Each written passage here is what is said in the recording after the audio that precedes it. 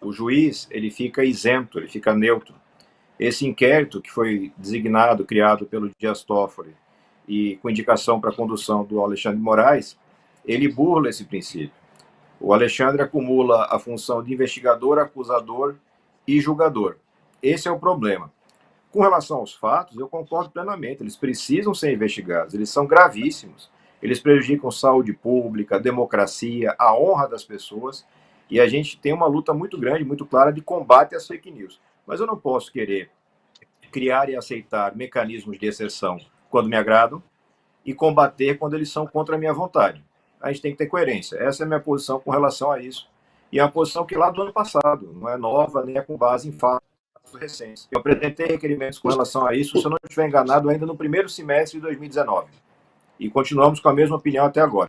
Quem mudou de opinião foi o Augusto Aras, quem mudou de opinião foi o hoje ministro da Justiça, Mendonça, e o próprio Bolsonaro e seus filhos. Mas o mais importante disso tudo é que esse inquérito do Supremo Tribunal Federal está nos conduzindo à identificação de uma organização criminosa abastecida com milhões de reais por determinados empresários e que tem a finalidade precípua de atacar pessoas do campo da política, da área do jornalismo, da área da justiça e também pessoas da área cultural, com a divulgação do que se convencionou chamar fake news, mas que, na verdade, são mentiras, são calúnias, são agressões, são injúrias e que precisam ser barradas no Brasil,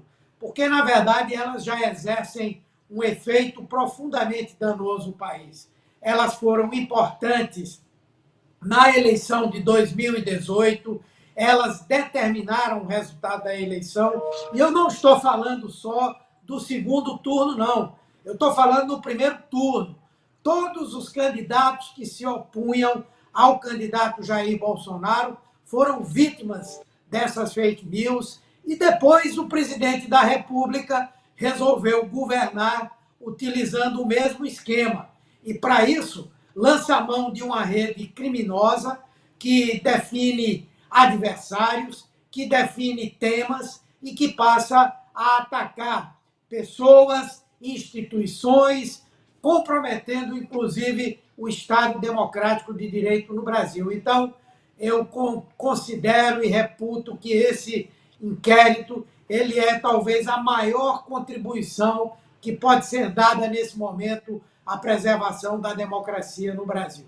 Mantenho com a mesma opinião, continuo achando que o andamento do processo está equivocado, ainda que o mérito seja absolutamente correto. Eu não condenar abusos que me incomodam e aplaudir abusos que incomodam terceiros ou adversários. Mas isso está, de certa forma, superado. O Supremo já tem uma posição, como o próprio Humberto mencionou. O Supremo decidiu que sim, pode tocar a investigação dessa forma. E, nesse sentido, é muito importante agora a gente começar a prestar mais atenção nos fatos. São fatos concretos, objetivos, que você tem repasses de recursos de alto valor destinados a campanhas de difamação na rede. A montagem e manutenção de estruturas robóticas automatizadas para disparo e compartilhamento de mensagens, ataques a adversários, na mesma forma, elogios e elevação de hashtags que impulsionam o presidente ou seus colegas, amigos e parceiros. Isso tudo está sendo cada vez materializado. E é importante para o Brasil que seja. O Brasil precisa consolidar sua democracia em bases reais, não em bases falsas, não em bases pagas por alguém que a gente não sabe exatamente quem é, mas vai descobrir muito em breve. Você não consegue fugir da verdade por tanto tempo. A gente vai ter que enfrentar esse fato. É importante que a gente tenha essas revelações, mas é importante também que a gente leve sempre em consideração o quanto a gente está esticando a corda da Constituição Federal. Na medida em que você começa a excepcionar fatos, a excepcionar condutas, porque essas condutas são de adversários, você corre um risco muito grande de sofrer nessa mesma moeda, muito rapidamente e muito próximo. Essa é uma grande preocupação que nós temos. Qual